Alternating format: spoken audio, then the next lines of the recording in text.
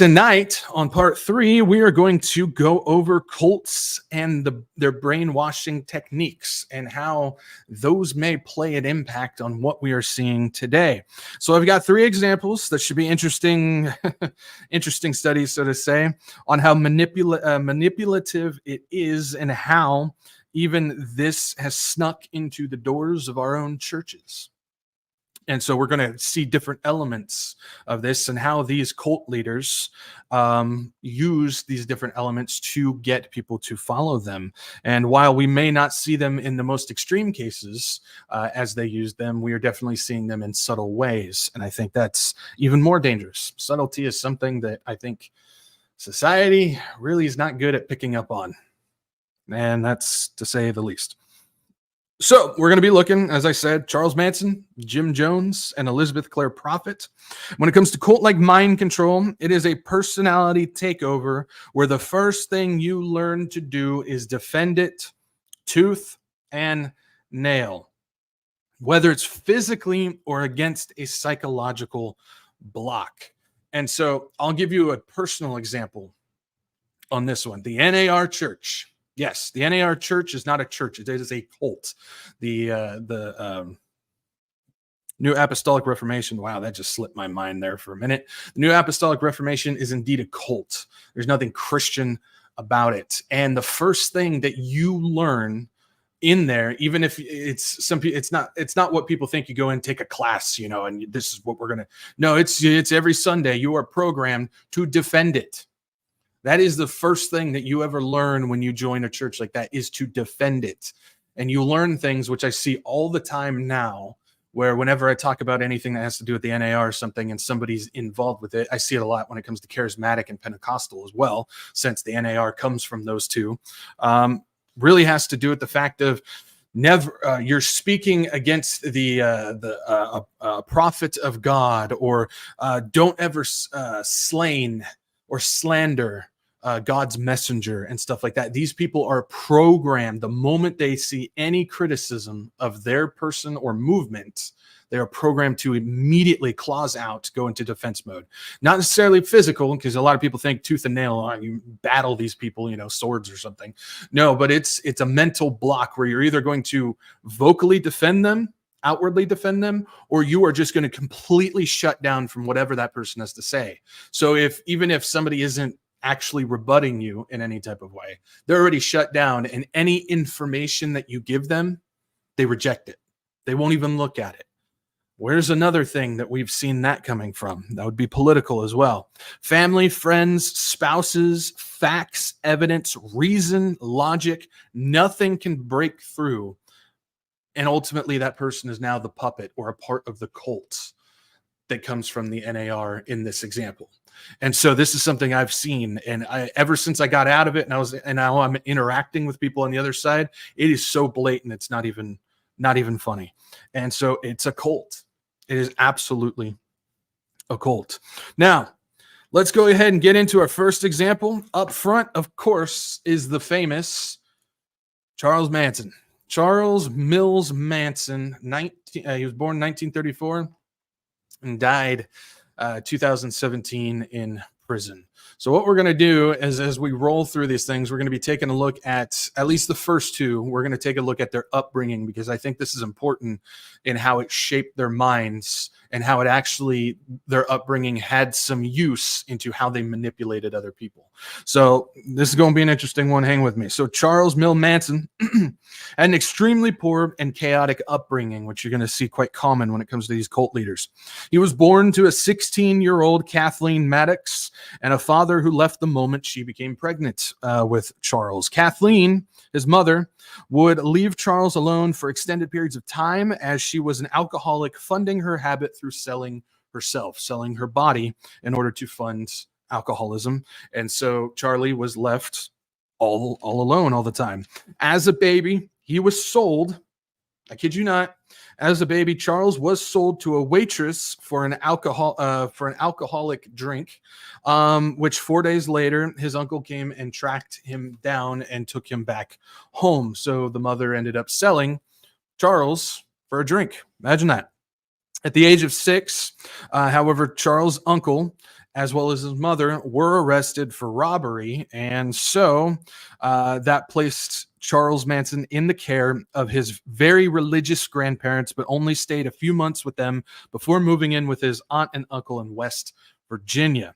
His life became extremely structured, structured, disciplined, and spiritual, which Charles liked. So he was born in chaos, was sold for alcohol and everything, came back. Then his mother and his uncle were then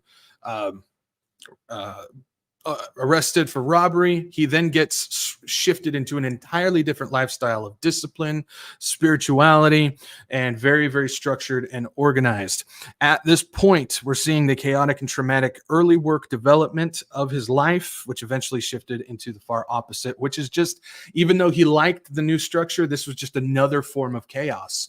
And something that I've talked about a lot when it comes to, of all things, when I did things on the organoid intelligence, which is strapping human brain cells to computers for computer processing, they would teach the brain accordingly. If it does what they want it to do, they would give it positive feedback or, a stimulant of some type. But if it didn't do, if that brain cells didn't do what they wanted it to do, then they would send a shock of chaos to it. Why is that important? Because chaos is a very, it's almost a punishment. It's an unstable environment for our brains. That's why we attach onto things like organization, structure, familiarity, comfort, and everything. That's why we like to stay in those environments, because that is comfortable for our brain. Chaos is actually something that our brain doesn't like. And so when you have an entire upbringing of nothing but chaos and instability, your brain starts to malfunction and go and create very interesting ways. And so this is why I think it's good to have a background on these people, because you can see as they go throughout their entire life, nothing is what it should be. And it ends up causing wires to cross within the brain. Now, eventually, his mother was released from prison and took him back from that disciplined, structured lifestyle that he liked. And basically, he got moved back into the mobile, unstable life. They ended up moving all over the place, moving from motel to motel and all that type of stuff. So everything was right back to chaos again. He dropped out of school at the age of 9 and became a professional thief. Imagine that. Got caught twice. His punishment was several different reformed schools. And so this was when it wasn't just go to juvenile hall. This was trying to, get a kid's life back on track. But again, government's involved with reform schools. How on track could they possibly get it? We're going to see, aren't we? After this, it became a circle of breaking out of these discipline centers as well as reform schools and repeating the same cycle. So he had a notorious past, or a notorious history of breaking out, going back into doing crime, and then getting arrested, going back in, and then breaking out again. He did this several times on repeat, even going as far as breaking out with another boy who took Charles to that boy's family member to be professional thieves. Eventually getting caught again, he was sent to the Indiana School for Boys.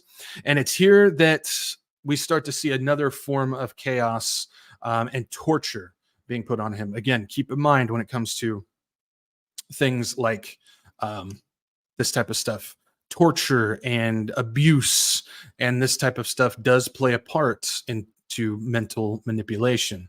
And so at the Indiana School for Boys, he was sexually assaulted, beaten, and bullied for 3 years by not just the boys there, but also the staff that was a part of the school.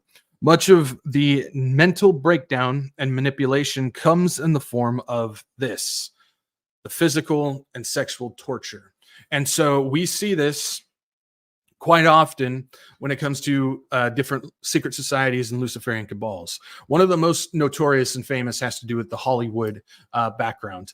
There's stories out there. You can actually find a video, and it was a secretly recorded video of Angelina Jolie, who is discussing about how when she got deeper into Hollywood, she had to be initiated through physical and sexual torture, so much so that it was a lot of things when it comes to bleeding and all over the body and being hit and everything. We're not going to get into details on that. We don't need to.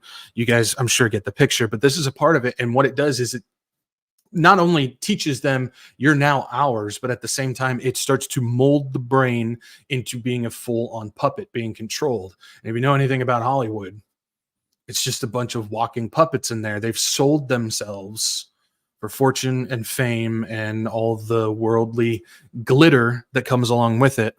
And we see what goes on today. That's why we see Hollywood so embedded with the homosexual lifestyle and pedophilia and all this type of stuff as well, because that's all wrapped up in it too. So this is ultimately part of this Luciferian torture that's going on. It can break body, mind, and spirit and replace it with something darker. And seeing as how he only knew chaos, discipline, and torture, the end result didn't end well, as we finally will see at this. At the age of, I believe that's 19, me and my handwriting. At the age of 19, he was classified as a defiantly homosexual, dangerous, and safe only under supervision with assaultive tendencies case. And so he was homosexual. He was very dangerous when left alone. He needed to be under watch and supervision 24/7, as well as he had assaultive tendencies. What he would do is he would bottle up all his anger for an extended period of time and then unleash it all in one go, going as far as almost beating somebody to death in the school. After a transfer to a behavior institution, he became a model prisoner and was released at the age of 19 on parole back into the custody of his mother. So at this point, when he got transferred after all this, he finally became just model prisoner, did everything he was told to, loved music, was studying music and everything like that. And so because of good behavior, he was put on parole and then back into the custody of his mother, probably the last place he needed to be. After getting married, having a kid, and then getting locked up again for 3 years, he lost his wife and his child in that process. When released, he then began working as a pimp. Yep, with girls as young as 16 working for him. Eventually getting caught again, he was sentenced to 10 years in McNeil Island Penitentiary. This is where he became obsessed, and this is important. This is the key part. This is where he became obsessed with Scientology, with music. Most notably, he was obsessed with the Beatles and was known to be a master manipulator, getting not only the prisoners, but also some of the guards to do things for him, as well as always getting the center of attention. He wanted all the eyeballs on him. He wanted all the attention, probably because he never got it when he was a kid. Just something to think about. A life that was chaotic and out of his control will lead those to seek attention they never received and take control of other lives in order to feel like they have grips on their own. This is something we hear often. When somebody doesn't have enough attention when they're a kid, they usually become a bully, and then they try and bring people down to their levels or control other people because it's a form of controlling their own life. Now, this is a major influence and focal point for those who seek to manipulate others and to place a level of mind control on others as well. So what's key here, though, is the Scientology, the music, most notably the Beatles, because that will come up a little bit later, and the master manipulator of even getting the guards to do things for him. That's pretty good. That's a pretty good level right there. Okay, so in 1967, he was getting prepped to be released from prison.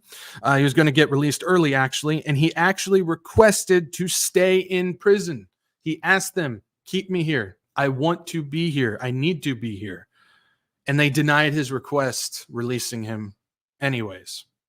Now, am I the only one, when I hear something like that, if you have a prisoner that's basically saying, I need to be here, don't do this, it's probably a good idea not to let him go. Yeah, just something to keep in mind. And this is where Charles Manson became the Charles Manson that we know today.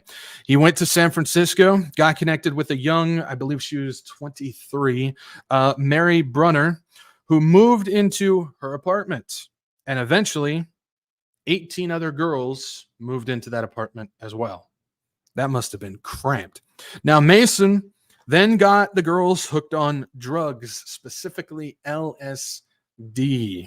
which that is a key drug that when we talk about MK Ultra later in this series, that's a major part when it comes to that. LSD is a big time mental drug, that's for sure. So he got the girls hooked on drugs, and they began to follow Manson, even calling him a father. And what do we know his cult as today? The Manson family. He was the father of that family. And so all the girls were like daughters to him. With his new followers, he stepped out into the hippie scene. Keep in mind, this is when the hippie scene was booming. The 60s and the 70s in that era. The hippie scene was going, especially in San Francisco. That was one of the main scenes for it, the hippie scene. And he basically stepped out as a guru and a prophet, preying on girls who also had traumatic backgrounds, as he knew exactly what they were seeking, and as he went through it himself. And so this is a key part of this. He was seeking young girls in this hippie scene where drugs and sex and all this stuff was just flying through this time of that in that period. And so he was seeking young girls who he could get hooked onto the drugs, but also had a background similar to his. Why did he need that specific set of girls? Well, because he was he had that same traumatic upbringing, so he knew exactly what he wanted and how his holes would be filled, all the things that he was dealing with. And so he knew exactly what to offer these girls to get them hooked on drugs and to follow him and do things for him. And so this dude was, it's evil and chaotic, but that's genius at that level. And so he knew exactly how to do it. Not only utilizing those psychological mind manipulators, he also used LSD to keep holds on the girls, and basically similar to what we would get into in MK Ultra. Now, growing out of the San Francisco scene, basically how they lived, how they would go about it is they were good thieves, as well as they would do credit card fraud and panhandling and all those types of things in order to survive and get what they needed. But because of the massive increase in crime, even though they were committing a lot of the percentage of crime during San Francisco, they decided to move on out of there and start heading into different directions. So what they did is they stole a school bus, painted it black, and wandered along New Mexico and Texas for a while before finally settling in Los Angeles, where basically they started getting hooked up into the Hollywood scene at this point. And this is where we see a lot of, as I said, with the Hollywood, about all the different things like pedophilia and the abuse that was going on. Well, Manson was contributing to that at this point. And so they settled in Los Angeles, got hooked up with the Hollywood scene, as well as started recruiting men into the family. Basically, Manson needed a couple of men to be his right and left-hand men in order to keep a hold of all the girls that they had under control, as well as to get things done. So getting connected with Hollywood included Universal Studios executives, and basically that granted Manson access to some big names, and recruiting none other than Dennis Wilson, the drummer for the Beach Boys. Yes. So if you guys know anything about this, Dennis Wilson was heavily involved with Charles Manson. He did indeed have 17 of Manson's Manson family girls in there. They were constantly throwing parties. And Dennis Wilson granted Manson access to his house, to his drugs, as well as all of his fancy cars, which Manson was able to use in order to expand his reach within the Hollywood scene, because he was now looking like a big shot. Not to mention it was attractive in order to recruit more girls into the Manson family. So after Wilson's manager shut that down after several years of being involved with Manson, Wilson's manager shut it down, and they ended up the Manson family moving into an old Hollywood studio, old Western town studio called Spawn Ranch. This is what we've known as the Manson family ranch. And they basically built the Manson temple there, where everybody worshipped this guy. So Where we start to see things go, if they weren't already south at this point, where we really start to see things go south, is this is where Manson, during the nightly bonfires, so they would light massive bonfires every night, and that's where Manson would preach his sermons as well as decode rock and roll songs, specifically Beatle songs. Told you we would get back here. One of the main songs that Manson used was a song by the name of Helter Skelter that Manson taught as a coming racial war apocalypse, and that he would emerge as the leader in the new world. And so he decoded this thing, or he taught it as the Helter Skelter song, that there's going to be an apocalypse where the blacks would rise up against the whites and actually overtake them. And the whole world would just explode because of this racial war. And him and the family were to stay underground until it all blows over. And then he would emerge as the new world's leader, or the Messiah of the new world after this apocalypse. That's how he would teach the song. So rather than waiting, however, or, having that prophecy never be fulfilled, you had to take action. And so Manson did. Manson and his family took charge and put a plan in motion for a series of events to ignite the Black uprising. This included having his girls hold Charles Manson's old music teacher hostage for 3 days before finally stabbing him to death. And they used his own blood in order to paint the Black Panther logo on the wall to frame the blacks for it. So you can see this is where the murders started happening. And it was all in the name of trying to get a race war ignited by framing the Black Panthers.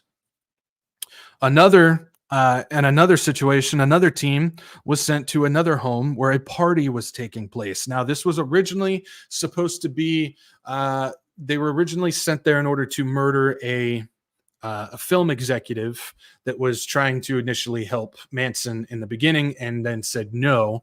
And so they were going to go and get their revenge on them, basically. But that executive was out of town, and his, at the time, pregnant wife was there hosting a party with a few friends.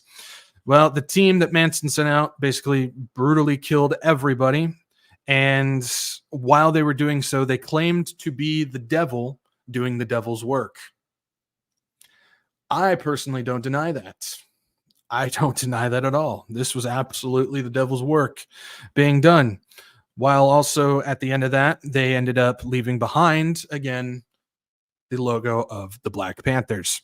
Then the third one was a couple who was later found they were also murdered by Manson's family. At this time, the words Helter Skelter was left on the wall alongside the Black Panther mark as well. Eventually, incriminating words and evidence finally landed Manson and his 3 main girls in prison for life. They were originally charged the death penalty. So Manson and the 3 girls, I'm not sure about all the other members that were going on there. But they were originally landed with the death penalty, but that was the time that California deemed it unconstitutional. And so they got prison for life. And Charles eventually died in 2017. So we got to the point where Manson, through his traumatic upbringing, unstable background, has an obsession with Scientology, with music, as well as manipulating people, begged to stay in prison, was eventually released. He then went out and started using LSD and mind control techniques to have a following where he believed he was going to be the Messiah figure to rise up after the apocalypse, which they themselves were trying to start. How does he get all these people, all these girls and these guys, to do the dirty work of killing other people? Well, we're going to take a look at that in a second, but I want to show you, I have a video here, just a short clip of when Manson was arrested along with the 3 girls. I want you to pay attention to the looks on the girls' faces, and you'll also see one spot where while Charles is talking, you see the girl lip syncing every single word exactly as he says it, because it was a repetitious thing. Take a look at this. Charles Manson, 36, chose a house at random, tied up the family at gunpoint, then ordered his followers to go inside and commit ritual slaughter.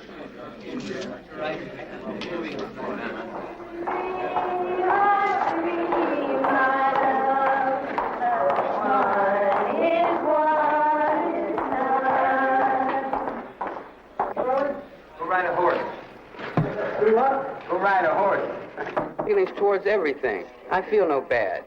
I know no bad. Open them. I'm not against you, huh? Are you bitter? Bitter? No. No. I have a question. Are you guilty of any murders? Are you guilty of plotting any murders? I killed a chicken once. Any And I human felt- beings? No, no. You're absolutely innocent of any conspiracy to commit murder, or telling anyone to commit murder, or planning it? I'll plead guilty to the Indians. You could see even through all this, the absolute just dreamlike trance. Like these girls were in a completely different world through all the chaos. These are the same girls that murdered all these people. And they just followed Manson like the father, like a messiah figure. And part of the thing is, if you saw in the video, that as he was answering questions, there was one of the girls was literally lip syncing, mouthing every single word as he said it. She knew exactly what he was going to say. Part of mind control is the repetitious repeating of a phrase or a word or something like that. This is why when you see things like hypnotists, they always give a key word, because it's something that they can repeat and it's a trigger word that keeps them going. It's same thing when it comes to cult-like followings. It's when you have somebody so high on drugs and they're already like worshiping you on a messiah-like level. If you just repeat things to them, that will be ingrained in their brain, and they have lost all their own personality or their own ways of thinking. And so they just live by that same thing that you repeat all the time. This is why we see so many secret societies that have creeds or secret phrases and sayings all the time, because those have been programmed into the brain to keep them on the level that that the original puppet master wants them to go. So this is a very key aspect to this. So how did he do it? What can we learn from his past? How did he do this? So we're going to take a look at a few of Manson's manipulations. What are some of the key aspects that he did in order to keep these girls under control? Well, number one, of course, is the LSD drugs. This is a key one for this. Now, you don't need these in order to take control. We'll kind of go over that in a little bit, but this is a big one when it comes to cults like the Manson family. LSD has a psychotic effect, and if used in a hypnotic way of repetition and lies, say a lie enough times, and people will fall for it, or they will begin to believe it. LSD is a good way of getting the mind in a simmer, like a little pot simmer, where it's just you're just feeding ingredients into it, and it's just gonna cook, and it's gonna take faster. It's just a way to speed things up, and LSD is a big part of that. What's another one that he did? Comfortable illusion. Comfortable illusion is promising comforts to bring a peace of mind or something society cannot bring them, like a father taking care of his daughters. Keep in mind, who was his target? Troubled girls in the hippie scenes. Their lives were unstable and usually had a traumatic upbringing or an unstable upbringing of some type. He knew that. So he would promise them comfortable lies, comfortable illusion of he will provide this or that, food and financial security and housing and stuff. And so he would provide that in order to give them a stable lifestyle. They wanted that. Even if they didn't necessarily trust him at the time, they wanted that. So they would follow along, and they got hooked. So that is one of the things of comfortable illusion.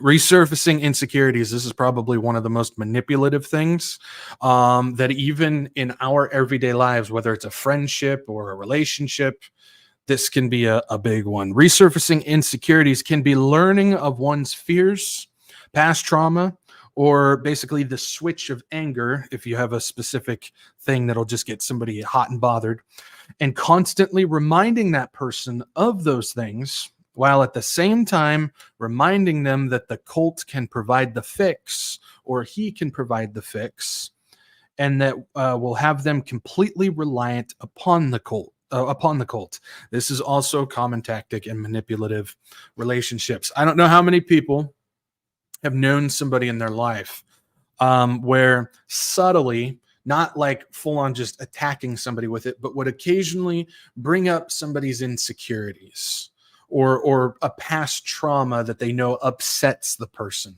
And they would do it subtly to just have it come back to the forefront of somebody's head. And you'll get them in a position where then you can use that and go, well, you know, I can fix this type of problem that you're having. I can be the one that can cover that up and can fix that problem and do this type of stuff. I've known several people in my life that I've been able to see them use that tactic on people. And it's sick. Whether they even know they're doing it or not, they have the habit of resurfacing that person's insecurities or past trauma in order to manipulate them to go the direction that they want to, most likely to stay a friend or in the relationship of that person. Well, he was doing the same things to these girls to keep them there. What else do we got? Isolation. Isolation, both physically and psychologically, can cause mass anxiety and depression on which followers feel like they are trapped and cannot escape, keeping them frozen and ultimately will sink them further into that isolation and be easier to control. This is something that I've seen a lot in manipulative marriages. It's not good. You ever talk to somebody who's in one of those marriages that they feel like they can't leave it? They have no choice. They have to stay, you know, whether they're getting abused in some type of way or other things.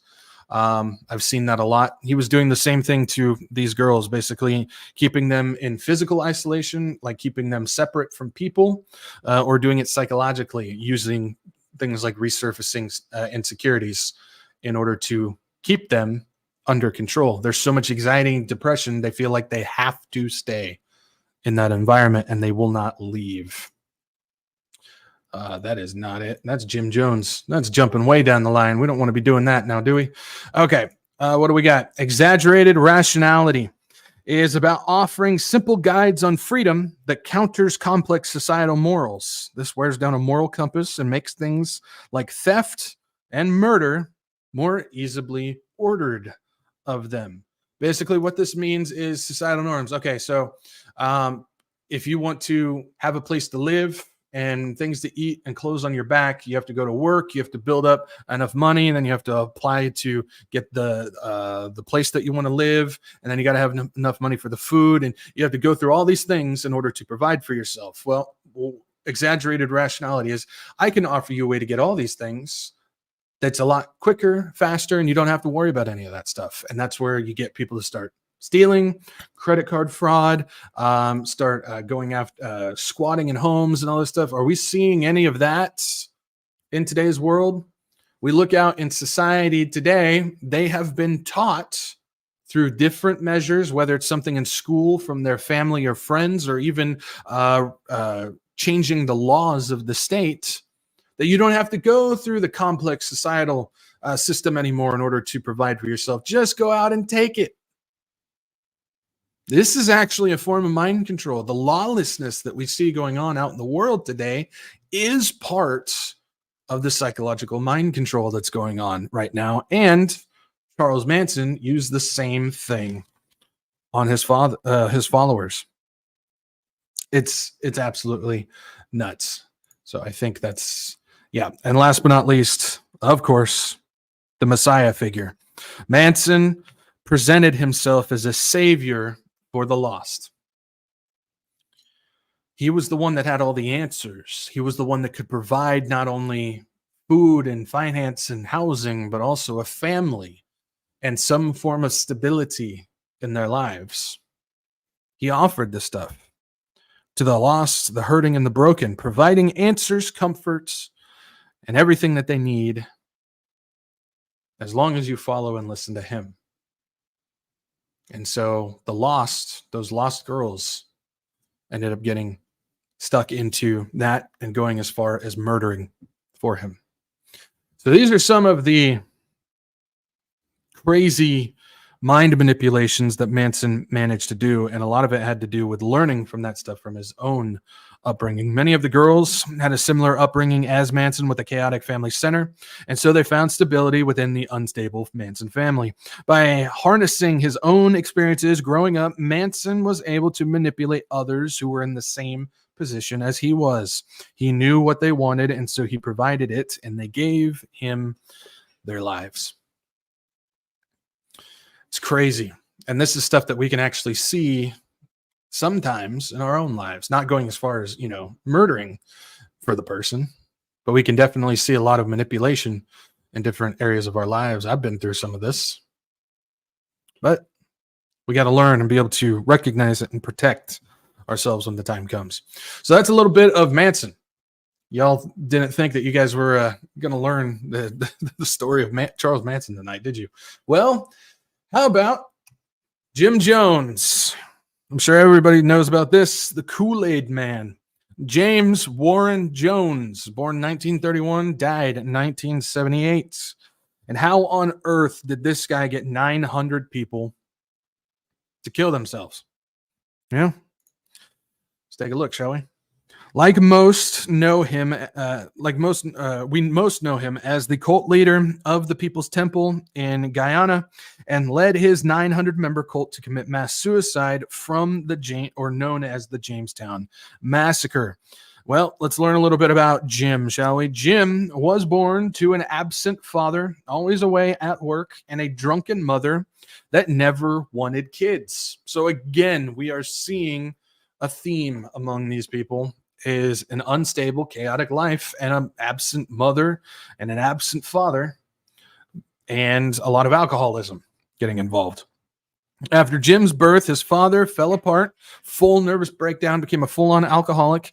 The finances collapsed after he lost his job, and they were then homeless. This led the family to be taken in by relatives in a small town of Lynn, Indiana, which was majority churchgoers, Freemasons, and a KKK clan. Wow. This is not a good place.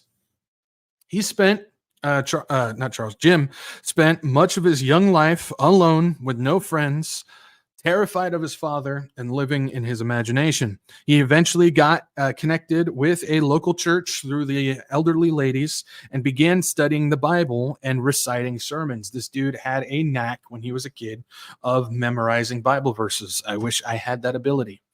I can paraphrase, but I cannot quote or tell you where to find them most of the time. But I know they're there. And you just got to give me a moment to find it. But he had the ability to learn and recite and memorize all this stuff. He became obsessed with not biblical truth. He didn't become obsessed with the truth of the Bible, but with organized religion itself. He became obsessed with organized religion and began attending every single denomination's services in town. So he started going to all the different denominations, learning about all their different faiths and traditions in that way. He would then take his studies and his preaching into the forest where he would actually preach to the animals. Yeah. By the age of 9, Jim was obsessed with death, claiming that he had supernatural powers, and actually spoke of seeing the angel of death, who was physically holding his spirit down and restricting the use of his powers. At the age of 9, he lost it. By the age of 10, he would give funerals to dead animals. He would pick up roadkill animals and actually hold funerals for them. And actually, he had a situation where he took, I know this is horrible, but he took a small dog and actually threw it out of a second-story window, killing the dog so he could hold a funeral for it. That's how lost this kid was at such a young age. But he would hold funerals for dead animals, and then he would choose. This is during the time at the age of 10 when World War II was going on, and all the kids in school during recess were playing, G.I. Joe, G.I. Joe stuff or the Marines and stuff like that. Well, he was the odd kid that would actually choose to play Adolf Hitler every single time during this period of recess games. By high school, he still had an obsession with religion, but he then became obsessed with sex and was actually teaching the local teenagers about it. His mother loved the fact that he was the one that was teaching all the neighborhood kids. However, the neighborhood kids' parents were not happy about this. And along with that, he always wore his church clothes every day to school. So while all the other kids were wearing their regular, casual clothes, he would show up fully decked out as if he was going to preach a sermon every single day. At the same time, he would instigate debates with his teachers in order to impose his superior knowledge and intellect, which had to do with his extreme ego and pride that he held. He had to be the smartest one. If anybody started a conversation with him, he wouldn't ever respond. But if he initiated the conversation, then he would roll with it. It was his way of keeping dominance and making sure that he was always the smartest one in the conversation. And that had a lot to do with his ego and pride that he was holding at this point. Now, at this point, we can break down, of course, the ego and pride and someone who only wants to lead. He only wants to lead. He never wants to follow, which is why he was always the one that was starting conversations, as well as he had his obsession with organized religion and death. So we can kind of see what was going on when it comes to this. These are common traits for manipulators, and we're going to get to that soon. So hang on to that. After getting married, after high school and all that, jumping ahead, after getting married, Jim and his new wife moved to the heart of KKK territory, which at the time was indeed Indianapolis, Indiana. He then became a fierce leader of civil rights, socialism, and racial integration, which played a major part in manipulation at this time. This is when there was a lot of segregation going on, and his whole goal was to reach out to the black community, which is why 3/4 of his followers were black, because he was the guy that was trying to fix things. He was the savior at the time, and so many of them were on board with it. So that plays a big part in this. He also became a youth pastor at Somerset Methodist Church. He set up a youth program for kids of all denominations for everybody to come. And he chose the route of the flashy, fiery Pentecostal preacher. This is a big one. His sermons and his services often were focused on healings, tongues, miracles, and experience. He made those the center of his services, and he drew large crowds and even larger donations because of it. He knew what people wanted. People didn't want Jesus. They wanted the miracles that followed. Experiences and wonders are often a main attraction for cults, as people are seeking something tangible and eye-popping. This is the reason why cults like Benny Hinn, David Hernandez, Bethel, Hillsong, Catherine Kuhlman, and so many other charismatic and Pentecostal cults are so popular even today, because they're looking for experience. They're looking for something eye-popping that can give them something tangible and now. And when you have people seeking to fill that God-shaped hole with anything but God, they're easily more manipulated by these cult leaders that do just that. That's why we continue to see these places like Benny Hinn, Bethel, and all that stuff just booming, exploding, people just following them, because they're not looking for God. They're looking for experience in a cult leader, whether they realize it or not.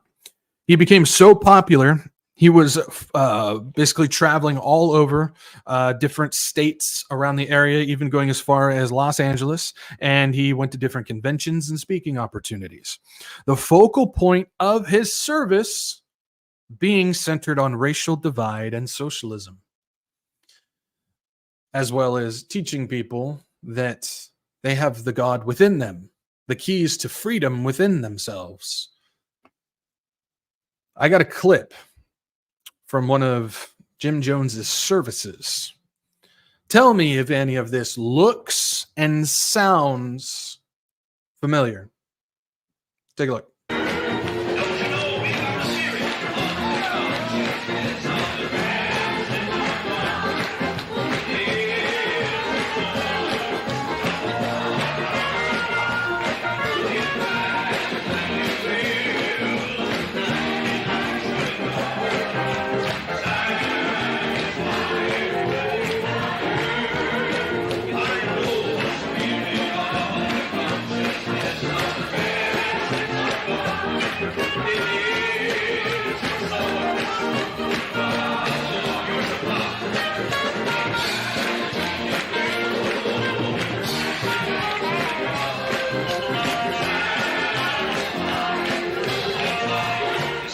Is for no other purpose. That's right. Than to show mankind the road to freedom. Condescending saviors that come to us by their so-called pity from some judgment hall. But I'm here as a sample and example to show you that you can bring yourself up with your own bootstraps, and you can become your God, not in condescension, but in resurrection, in upliftment from whatever condition, economic injustice or servitude or racism you might have had to endure. Within you rest the keys of deliverance. Right. We ask for no condescending saviors. We want no help from some judgment. That has been pawned off on us too long. Now we are looking to the key that is within every heart and breast. And I, God that came from the earth of earth, and the dust of this toilsome fields and the hardships of labor, from the lowest of economic positions, from the misery of poverty near the railroad tracks, I came to show you that the only God you need is within you. None other. That's my only purpose in being here. When that transition comes, there shall be no need for gods or any other kind of ideology, rituals, tradition, and religion. The opiate of the people shall be removed from the consciousness of all mankind. There shall be no longer further need for anything religious when freedom comes. There's a lot there, man. There's a lot there. Talking about finance and economics, being able to pick ourselves up by the bootstraps, and we will flourish when it comes to this stuff. We'll be able to do it. Then freedom and justice is the only way to be set free. And the God is within us. And the keys to freedom is within us. Man, that sounds like a lot of the New Age, NAR, charismatic, Pentecostal cults and churches that we see going on today now, doesn't it? Sure sounds like it. And all of it revolves around the civil rights and political situations going on. Everything's centered around that. Man, that really sounds like a lot of what we see in the churches going on today. Now, we start seeing a flip happen here. After an issue of segregation at his original church, he left and began a unity church called Wings of Deliverance, eventually changing the name to People's Temple Full Gospel Church. In 1961, he claimed that he received a prophetic dream in which the majority of the Midwest of the United States was eliminated by a nuclear holocaust. He then read an article mapping out 9 places to hide during atomic destruction. So basically, after this, all the people started freaking out. They were looking to him for answers on how to do this. And then he read a magazine that had an article right here, 9 places to hide. And it mapped out 9 different places in the world that are the best places if a nuclear apocalypse was to take place. So he started looking at these places, starting to figure out what was the best place. So he spent 2 years in Brazil, in one of the areas that they said was the best place, and then moved back to Indiana, where his congregation, after 2 years, had been sitting and waiting for him. They're sitting on the edge of their seats, looking for answers on how to protect themselves from this prophecy that he seemed to put forward. Jim, his family, and roughly 150 of his members of the temple, People's Temple, moved to L.A., Los Angeles, and after approval by the local Christian board, was granted permission to open a church in Redwood Valley. This is where things started to gain momentum for this.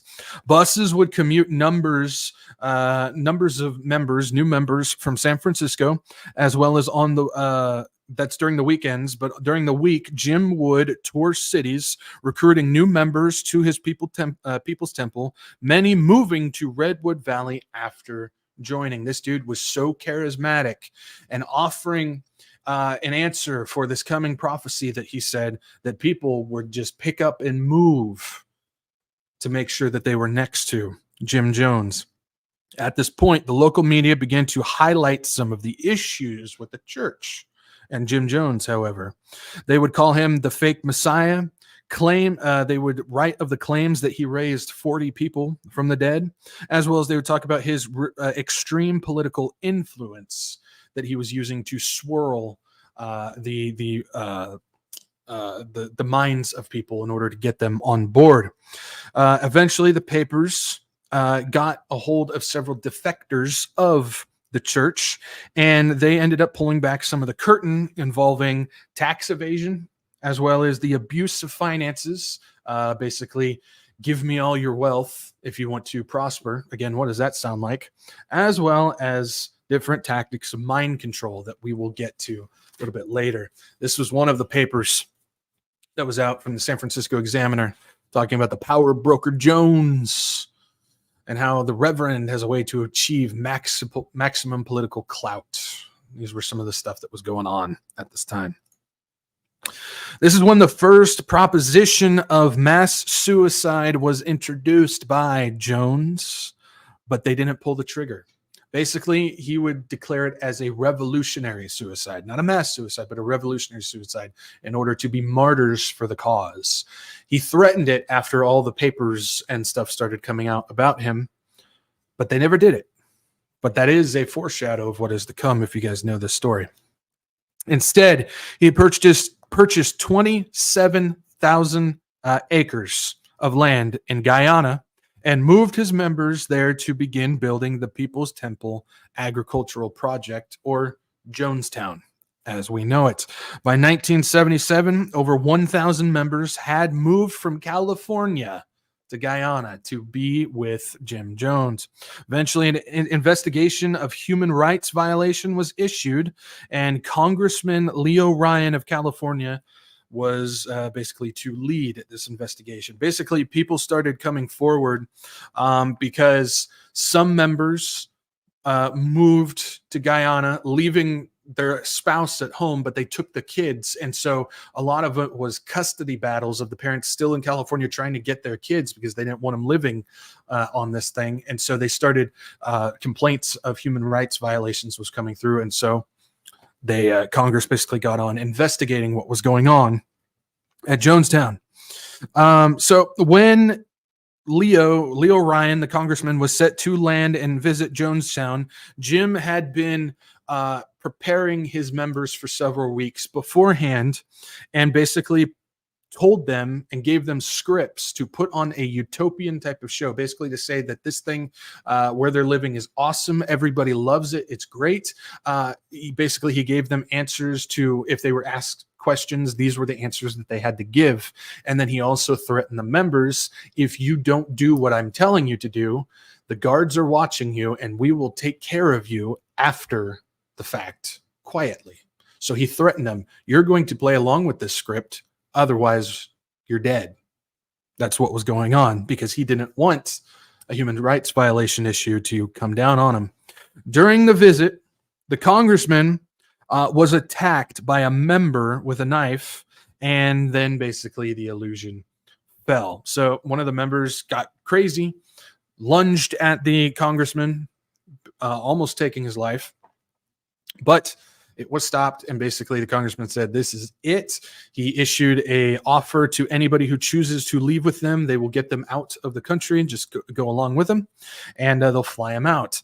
So 14 members of Jonestown decided to step forward and go with the congressman. Basically, they drove to the airstrip And as they were getting onto the plane, they were followed by some of Jim Jones's guards, who ended up opening fire on all of them, killing the congressman as well as 4 other people. One of the members, one of the supposed defectors who was going with them, went into the plane and ended up shooting all of the other defectors who were actually legitimate. So they had an undercover person during this time. At this moment, that's when Jim Jones basically told all of his followers, saying that this is going to bring down the military on them, and it's going to shut them down. And the only way out is to commit mass revolutionary suicide, as he would say. And then we know November 18th, 1978, cyanide-laced Kool-Aid was given to the members. 918 people basically chose to take their life by drinking the Kool-Aid. Jim Jones was found not from cyanide poisoning, but to be believed a self-inflicted gunshot wound to the head. And that is what we know as the Jonestown Massacre. It's amazing. If you think about it, I know Charles Manson is notorious as like the cult leader of all time, but I got to give it to Jim Jones for that instead, because he wasn't ordering his guys to kill other people. He was ordering his own people to kill themselves. And I think that is a much more extreme version of mind control, if you think about it. So again, how was he able to mind control these people? Manson had his followers kill others, but Jones had his people take their own lives. So how did he do it? It's a little bit different than Manson, actually. Let's take a look. Jones's manipulation. How did he do it? Number 1, he was a loved icon. This is actually a big one.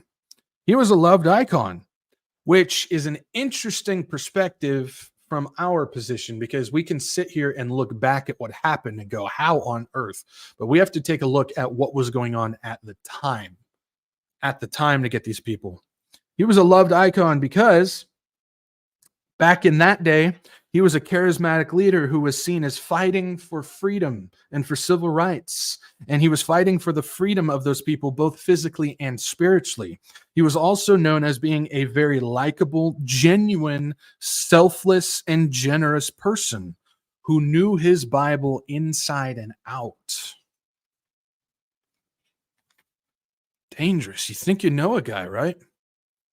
You think you know a guy. And so he was able to get these people all on board because of how smooth he was, how well he knew his Bible, and the persona that he put on of being selfless and generous and fighting for the lives of people. But he really wasn't. He really wasn't at all. What else? He did it by breaking their will. He broke the people's will, and basically that is the best way in order to get fully functioning people to fall under you. So Manson, he sought out the already broken and traumatic people that he knew the answers of how to get them. How do you get a perfectly normal person with a good upbringing? How do you get them to fall under you? He would encourage early on to have his members give back to the community, which entailed extremely long days of manual labor with meals mainly consisting of rice and gravy, basically creating an exhausted and weak follower. So he would have them just do all types of things to wear down their body, make themselves so exhausted, and give them meals that really weren't nutritious. It was enough to keep them going, but it really was enough to keep them weak at the same time. And this also goes into sleep deprivation. Basically, sleep deprivation would add on to the already exhausted members, even going as far as fire alarms in the middle of the night. 1 a.m., 2 a.m., 3 a.m. He would give out massive fire alarms. He would give them suicide training alarms. Basically, he had them going that in the middle of the night, if the alarm goes off, they would have to go get ready to commit this revolutionary suicide. And so they were constantly doing these false alarms, which, of course, doing it in the middle of the night kept them from getting a full night's sleep as well as deep sleep, which added on to the labor and weakness that they're already having with what was going on. It's just absolutely sick what this guy was doing. Of course, we know drugs has some part with this. Drugs were used for therapy sessions for those who complained or basically objected to anything that was going on. So this was kind of a punishment type of way for anybody who was complaining or objected to anything that Jones wanted them to do. Anybody who would maybe stir up some controversy, they would get drug therapy. This consisted of jail cells, which included consistent doses of sedatives as well as psychological medication. Kept them under wraps mentally and physically for them to fall in order eventually. What else? Blackmail. Yep. I'm sure everybody knows about blackmail. Blackmail, a common tool to this day in everything from business, politics, Hollywood, to even churches. But it was also common to Jim Jones and his cult as well. He would force or trick members into admitting crimes, true or not, to keep them quiet and obedient. He was even notorious for taking thumbprints and fingerprints of his followers. And if they ever stepped out of line, he would threaten to place it on, say, like a murder weapon and hand it over to the police. And then they would get locked up for murder. Yeah, this is stuff that we see going on in today. Big time. All over the place. This is a common tactic. And they use it all the time. I'll give you an example. Jeffrey Epstein. A lot of people don't realize that dude was all wrapped up in the CIA. What was his gig? To get incriminating photos of politicians, Hollywood, the elite, with pedophile pictures in order to keep them under wraps.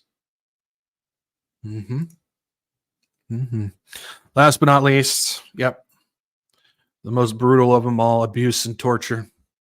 Not the subtle way, but sometimes it's the only way to break somebody. Jim Jones would use abuse and torture, and this included staged boxing matches where if somebody was out of order or something like that, he would put them into the boxing ring with somebody who would just absolutely just beat them to a pulp, as well as abuse to family members. He would do things like beat children in front of their parents to get them to do what they want to do. This is a tactic we see all the time with politics and the CIA and all that stuff as well. And there's a bunch of other things that he did, which, again, we don't need to get into. I think you guys get the point. We don't need to go any further on that one. So many of these tactics have been deployed by leaders in many areas around the world to control their people or members. I'll give you some examples. Charismatic but egotistical and prideful leaders all over the board. Joel Osteen, Benny Hinn, to people like Barack Obama and Donald Trump. These guys are known as charismatic, but they are extremely prideful and egotistical. It is all about them no matter what. And they have built cult followings where people view them as messiahs or saviors or fathers or the answers to the problems that are going on in their lives. They have nowhere else to seek. So they put it into people like this. Blackmail is notorious for keeping control of politicians and donors, actors, musicians, and even church leaders, putting them in precarious positions in order to control them, tell them what to do, otherwise I will ruin your life. Manual labor and sleep deprivation we see in places like China, the Middle East, and Africa, where they're doing it to their own citizens in order to keep them under control. Abuse and torture also fits within politics in Hollywood. If you guys are curious, look up the Black Eye Club. Tell me what you find when it comes to that. So there's a couple ideas of how it's being used in the real world. Stuff like Jim Jones, what he did is things that are happening all over the place, for sure. All right, last but not least, we're going to be taking a look at one that maybe you guys have heard of, maybe you haven't. We're not going to do a huge deep dive like I did on the other two, but still, we're going to go over this one because I think this one's important as well. Say hello to Elizabeth Clare Prophet, born 1939, died 2009. Yep. Prophet was born in New Jersey under the name Elizabeth Clare Wolfe, and just like the other two, her early years were also chaotic and stable. We all seeing a trend here. An abusive and alcoholic father, along with his lies against her mother. Basically, she would deem that to be demonic possession. So she grew up with a father who was an alcoholic and abusive, would often tell lies to make Elizabeth not believe her mother, to stand against her mother and this type of stuff. And he would beat both of them and all that type of stuff. She ended up placing it under the belief that within alcohol is seeds of demons. And so it was demon possession. She believed what was going on with her father on this. She also suffered from random blackouts, never knowing when she might collapse. It's believed that her mother's, it's believed because her mother, when she was pregnant with Elizabeth, took medication that was supposed to abort her, but it did not work. And so it is to be believed that it was this medication when she was still in her mother's womb that ended up causing these blackouts, as well as several other brain issues. Early on in Prophet's life, she believed that she was receiving prophetic visions and became infatuated with mysticism, going as far as she said that she received a vision, a dream vision, however you want to put it, where she was on the Nile River in Egypt, in ancient Egypt. Her mother told her that was her past life, and she just had a view of what her past life was. That's going to play a part in this, especially since Prophet became obsessed with mysticism. She spent years growing up studying Christian Science, Lutheranism, Catholicism, Theosophy, the I Am movement, and New Age. Man, that is not good. This led her to believe in the ascended masters, the karma system, reincarnation, as well as little gods theology. In 1975, she founded the Church Universal. Universal and Triumph. That's a tricky way of doing that. It's called Church Universal and Triumph. There we go. If you guys want to look it up, which is a universalist group that combines the teachings of Christianity, Buddhism, New Age, Hinduism, Theosophy, and metaphysics into one. Does that sound like a lot of the churches and stuff that we're starting to see today? I think so. She was known as Mother. Does that sound familiar? Charles Manson was known as Father. She was known as Mother. Same type of cult manipulation happening here. And it was an extremely charismatic, gentle, kind, caring, but hypnotic manipulator. She played the gentle side of this. After a cult following and an expanding member list to the church, she claimed that she received a prophetic vision that in 1990, the world would end via a nuclear war with Russia. How many times have we heard this prophetic vision before? Man, I seem to see 10 or 15 of those every year. Never happens. Wonder why. But that was that the world was supposed to end in 1990, according to nuclear war. She told her followers the safest place was to build bomb shelters in Montana, just outside of Yellowstone Park.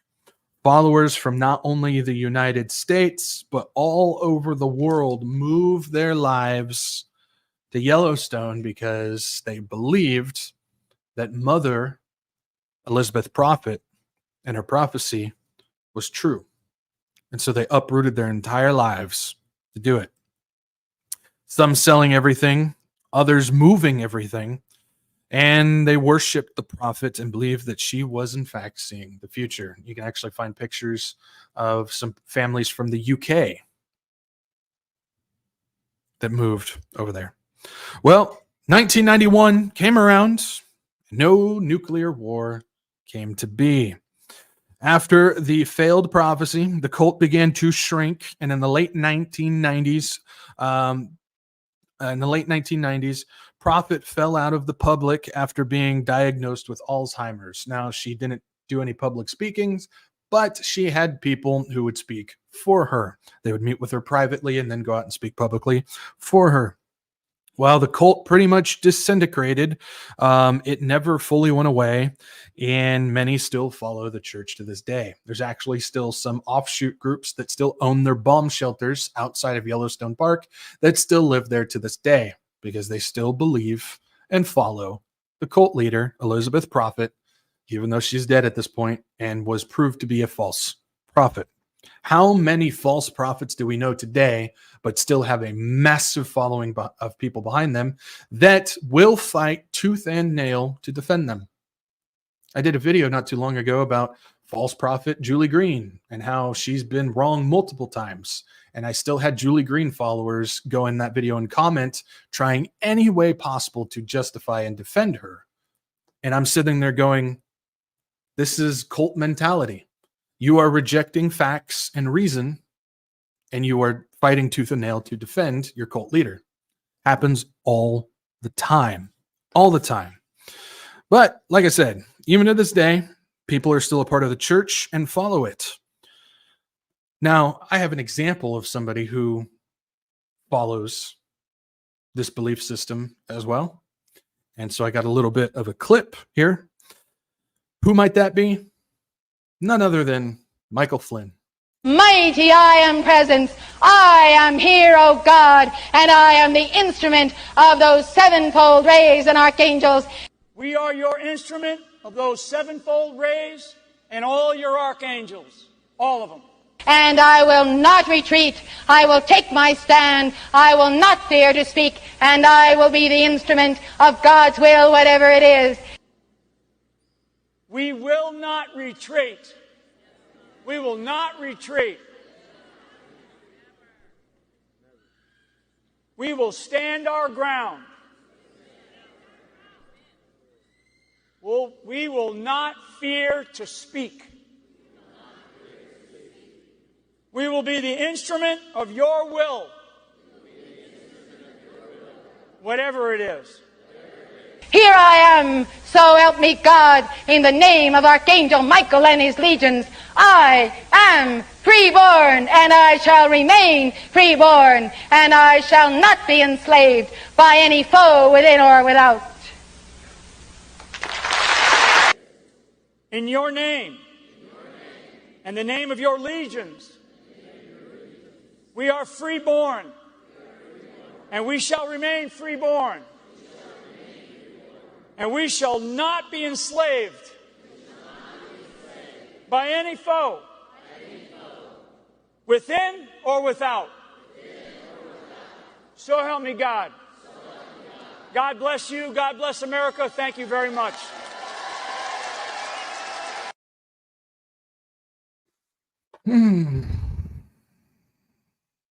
Yeah. So what we saw there was you could clearly tell that Prophet there was channeling some type of entity and was speaking through her. That's why you could see how she was letting it come into her and speak through her. And then we can see Michael Flynn, who's a theosophant, by the way, if you guys don't know that. He's a theosophant, who not only was reciting slightly edited, but still the exact same prayer and getting everybody in the group that was at that event reciting the same thing. Michael Flynn, of course, notorious for following theosophy theology and driving the Q cult, the QAnon cult, of course, took a prayer from Prophet, slightly edited, and of course made others recite it along the way.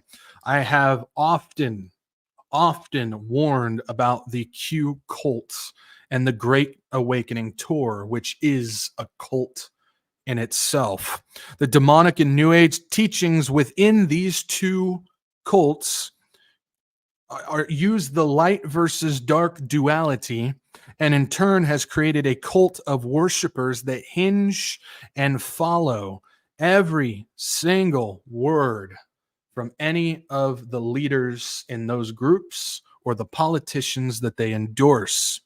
A combination of charisma, Hegelian dialectic, which I explained in the last episode, and the cult of personality has created cult political figures where on their own, they can get their followers to agree to even murder. Don't believe me? We now have Christians defending and standing for leaders who choose to murder the unborn. And Christians are not only supporting this, but fighting to elect these people who want to murder the unborn. They are actually so wrapped up in this cult that they are getting Christians to support murder. Just like Charles Manson and Jim Jones, who use the us versus them doctrine, not only are the politicians doing the same, but pastors are actually doing the same thing as well. Even speaking on Jesus rejecting them if they don't support a politician who wants to murder the unborn. And you're going to tell me that that's not a cult? After everything that we learned about cults tonight, you cannot tell me that that is also not a cult as well. The U.S. political system is the biggest cult in the world, run by the Freemasons, and has even infiltrated the church more than it ever has in the past. So much so that political leaders have even gotten Christians and pastors to support murder. Why? Because of the us versus them doctrine that Jim Jones and Charles Manson put forth. Every single thing that they did was us versus them. And so we have the same thing. The U.S. political system is indeed the largest cult in the world today. And it's infiltrated the church.